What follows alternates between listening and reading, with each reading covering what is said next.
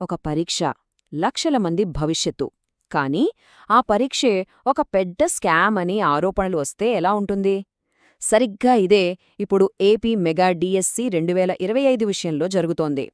Teacher పోస్టుల కోసం ఎంతో ఆశతో ఎదురుచూస్తున్న అభ్యర్థులు రాసిన ఒక లేఖ ఇప్పుడు సంచలనం రేపుతోంది. అసలా లేఖలో ఏముంది? వారి ఆరోపణలు ఏంటి? వాళ్ళు ఏం కోరుకుంటున్నారు? రండి, ఈ విషయాన్ని కొంచెం లోతుగా చూద్దాం. అసలీ కథ ఎలా మొదలైందంటే, ఒక పెద్ద ఆశతో ఏళ్ల తరబడి ఎదురుచూస్తున్న నిరుద్యోగులకు మెగా డిఎస్సి నోటిఫికేషన్ రావడమనేది మాటల్లో చెప్పనేని ఆనందం. అందుకే లక్షల మంది యువత జీవితాల్లో ఆశలు నింపినందుకు గవర్నమెంట్కి థ్యాంక్స్ చెప్తూ ఈ అభ్యర్థులు తమ లేఖను స్టార్ట్ చేశారు.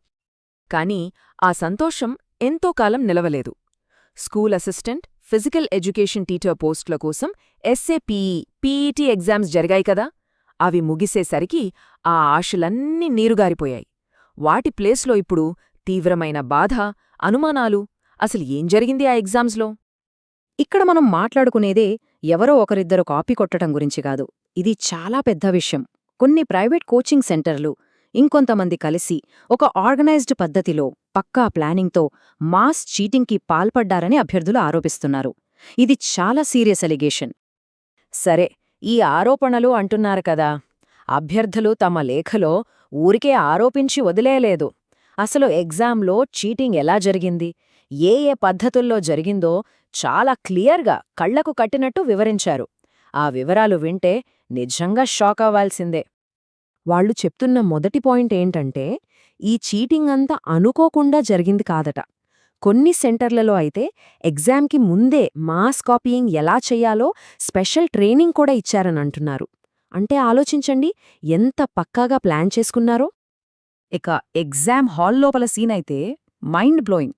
లేఖలో చెప్పిన దాన్ని బట్టి అభ్యర్థులు అస్సలు భయం లేకుండా ఓపెన్గా అందరి ముందే ఒకరికొకరు ఆన్సర్స్ చెప్పుకున్నారట. మాస్ కాపీయింగ్ చాలా దర్జాగా జరిగిపోయిందని వాళ్ల ఆరోపణ. ఇంకో టెక్నిక్ కూడా వాడారట. అదేంటంటే బాత్రూమ్ బ్రేక్స్.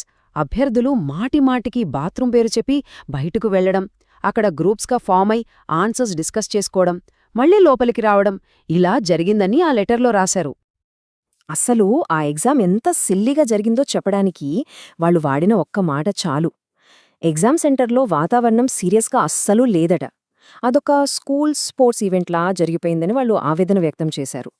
అంటే ఇన్విజిలేటర్స్ ఎంత కేర్లెస్గా ఉన్నారో, సిస్టమ్ ఎంత ఫెయిల్ అయిందో మనం అర్థం చేసుకోవచ్చు. ఓకే, ఇంత పెద్ద స్కామ్ జరిగిందంటున్నారు. మరి దీని ఎఫెక్ట్ ఎలా ఉంటుంది? ముఖ్యంగా నిజాయితీగా కష్టపడి రాసిన వాళ్ల పరిస్థితేంటి? దీనికి ఫస్ట్ అండ్ క్లియర్ ప్రూఫ్ ఏంటంటే ఎస్ఏపీఈ ఎగ్జామ్ కట్ ఆఫ్ స్కోర్. అది ఊహించని రేంజ్లో పెరిగిపోయింది. అసలు స్టేట్ హిస్టరీలోనే ఇంత హై కట్ ఆఫ్ ఎప్పుడూ లేదట. ఇంత మాస్ కాపీయింగ్ జరిగిందనడానికి ఇంతకంటే పెద్ద సాక్ష్యమేం కావాలని అభ్యర్థులు ప్రశ్నిస్తున్నారు.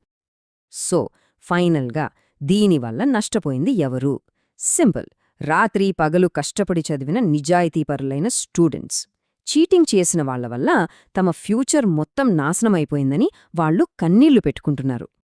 అయితే ఈ అభ్యర్థులు కేవలం బాధపడి ఊరుకోలేదు. ఈ అన్యాయాన్ని సరిదిద్దడానికి గవర్నమెంట్ ముందు 5 క్లియర్ డిమాండ్స్ పెట్టారు. ఒక యాక్షన్ ప్లాన్ లాగా తమ లేఖలో వాటిని ప్రెజెంట్ చేశారు. ఆ డిమాండ్స్ ఏంటో చూద్దాం. 1. ఎస్ఏపీఈ పీఈటీ ఎగ్జామ్స్పై వెంటనే ఒక స్పెషల్ ఎంక్వైరీ కమిటీ వేయాలి. 2. అన్ని ఎగ్జామ్ సెంటర్లోని సీసీటీవీ ఫుటేజ్ని మొత్తం క్షుణ్ణంగా చెక్ చేయాలి. 3. డౌట్ ఉన్న కోచింగ్ సెంటర్లు, వ్యక్తులపై ఇన్వెస్టిగేషన్ జరపాలి. ఇక 4వది, ఇది చాలా ముఖ్యం, ఈ ఎంక్వైరీ కమిటీలో నిజాయితీగా రాసిన అభ్యర్థుల ప్రతినిధులను కూడా చేర్చాలి. అప్పుడే పారదర్శకత ఉంటుంది. ఫైనల్గా 5వది, తప్పు చేసిన వాళ్లు ఎవరైనా సరే, వాళ్లు స్టూడెంట్స్ అయినా, స్టాఫ్ అయినా, సెంటర్ ఇన్ఛార్జ్ అయినా, అందరిమీద కఠిన చర్యలు తీసుకోవాలి. సో వాళ్లు అడుగుతోంది కేవలం శిక్ష కాదు, సిస్టంలో ట్రాన్స్పరెన్సీ.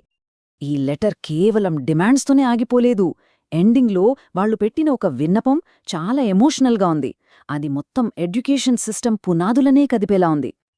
వాళ్ళేం చెప్తున్నారంటే, ఇది ఒక్క ఎగ్జామ్ సమస్య కాదు, ఫ్యూచర్లో ఇలాంటి స్కామ్స్ మళ్లీ జరగకూడదంటే అసలు గవర్నమెంట్ జాబ్స్ మీద, ఈ రిక్రూట్మెంట్ ప్రాసెస్ మీద యూత్కి ఉన్న నమ్మకాన్ని కాపాడాలంటే వెంటనే యాక్షన్ తీసుకోవడం చాలా అవసరమని వాదిస్తున్నారు. వాళ్ల ఆరోపణల్లో ఎంత నిజాయితీ ఉందో చెప్పడానికి వాళ్ళు చేసిన ఒక శపథం వింటే షాక్ అవుతాం. మేం చేస్తున్న ఈ ఆరోపణలు అబద్ధమని తేలితే మమ్మల్నందరి ముందు ఉరితీయండి అని అన్నారు. అంటే ఆలోచించండి, వాళ్ళ ఆవేదనను సిస్టమ్ ఎంతగా పట్టించుకోకపోతే వాళ్ళు తమ ప్రాణాలనే పణంగా పెట్టేంత మాట అనాల్సి వస్తుంది. సో ఫైనల్గా చూస్తే ఈ లేఖ దేన్ని చూపిస్తోంది? గవర్నమెంట్ జాబ్ కొట్టాలని కలలు కంటున్న వాళ్లకి, వాళ్లని ఫేర్గా సెలెక్ట్ చేయాల్సిన సిస్టమ్కి మధ్య నమ్మకం ఎంతలా దెబ్బతిందో చూపిస్తోంది. ఇది జస్ట్ ఒక లెటర్ కాదు, ఇది బ్రేక్ అయిపోతున్న ఒక నమ్మకానికి అద్దం పడుతోంది. ఈ మొత్తం ఇష్యూ మనందరి ముందు ఒకే ఒక పెద్ద ప్రశ్నను నిలబెడుతోంది. దెబ్బతిన్న ఈ నమ్మకాన్ని మళ్ళీ ఎలా సంపాదించాలి? చీటింగ్ కాదు, కష్టపడితేనే సక్సెస్ వస్తుంది అనే భరోసాని మన సిస్టమ్ యువతకు ఎలా ఇవ్వగలుగుతుంది?